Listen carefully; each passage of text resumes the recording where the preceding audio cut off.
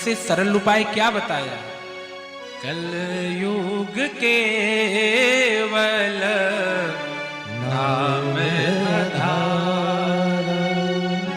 क्या मैंने कहा? यज्ञ भी नहीं करना है, बड़े बड़े तपस्याएं भी नहीं करनी है, सबसे सरल है क्या? भगवान का नाम लेना।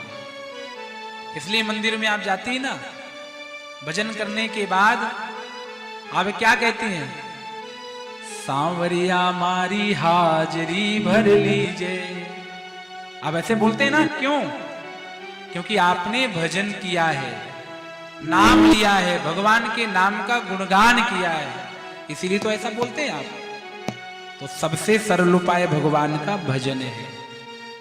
कल इस कथा को हम लोगों ने सुना था, आज उसी कथा को तुलसीदास जी महाराज सुना रहे हैं। क्या बता रहे हैं? भरद्वाज मुनि बसहि प्रयागा, तिनहि राम पद अति अनुरागा, तापस समदम दया धाना, परमारथ पथ परम सुजाना। प्रयागराज का सुंदर स्थान है, तीर्थराज है, तीर्थों का राजा है प्रयागराज। प्रयागराज के अंदर ही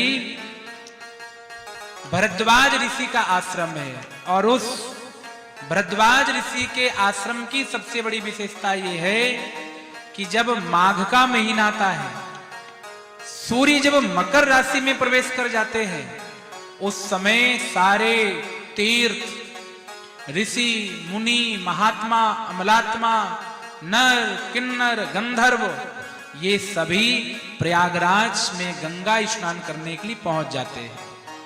दिखाई नहीं पड़ते नेत्रों से, ऐसा कोई ना कोई सूक्ष्म रूप, छोटा सा रूप बना लेते हैं, और जाकर के एक मास जब तक माघ महीना चलेगा, सब जाकर के वहां पर गंगा स्नान करते हैं, त्रिवेणी स्नान करते हैं। भरद्वाज जी राम जी के चरणों से बहुत प्रेम करते हैं, और जब माघ का महीना था, सारे लोग वहां पर उपस्थित थे। वहीं पर त्रिवेणी माधव जी का सुंदर एक मंदिर बना हुआ है, अक्षय वट है, और जाकर के लोग त्रिवेणी स्नान किया। स्नान करने के बाद अक्षय वट को किया। अक्षय वट की क्या विशेषता है? लिखा है, अक्षय वट को यदि आपने स्पर्श कर लिया तो सारे दुख आपको दूर कर देता है। वो जैसे पारस पत्थर लोहे को स्पर्श करने मात्र से वो लोहा भी सोने में बदल जाता है, वैसे ही अक्षय वट को स्पर्श करने मात्र से ही शरीर के सारे पाप भस्म हो जाते हैं।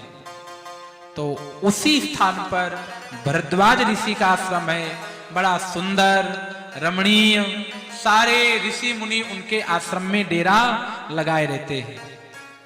लिखा है, तहां होई मुनि ऋषय समाजा। सारे मुनियों का जो समाज है भरद्वाज ऋषि के आश्रम में लगा रहता है, और क्या करते रहते हैं? मज्जई प्रात समेत उछा। प्रातः काल जैसे हुआ, एक ही कार्य करते हैं। सर्वप्रथम मज्जई गंगा जी में गए और गंगा जी में डुबकी लगाए। और क्या किया? तीर्थों में कभी आप जाइए, आजकल हम तीर्थों में जाने का मतलब क्या लगाया है?